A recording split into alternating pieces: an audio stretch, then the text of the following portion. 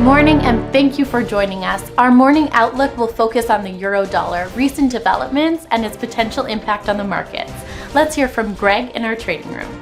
The gold got a slight bump of 0.2% against the dollar in the last session.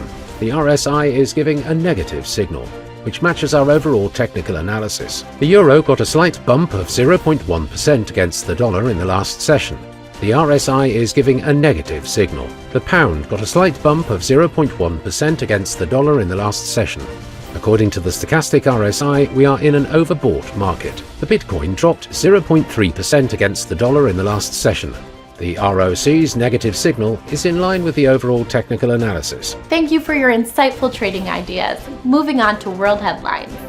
The trade between the US and Mexico reached $263 billion in the first 4 months of 2023, passing the value of goods flowing between America and China, who was America's top partner for much of the 2010s. Bitcoin plunged more to a 2-month low.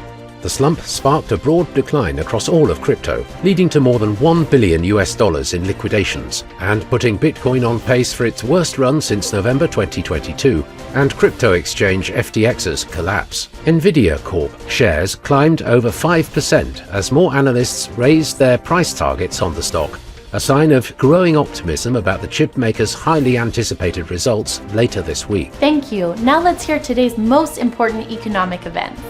The US existing home sales will be released at 1400 hours GMT, the Eurozone's current account at 0800 hours GMT, Finland's unemployment rate at 0500 hours GMT. The US Redbook Index will be released at 1255 GMT, the Belgian Consumer Confidence Index at 0900 hours GMT, the US API weekly crude oil stock at 2030 GMT. We hope that you've enjoyed today's market outlook. On behalf of all of us here, we wish you a productive trading day.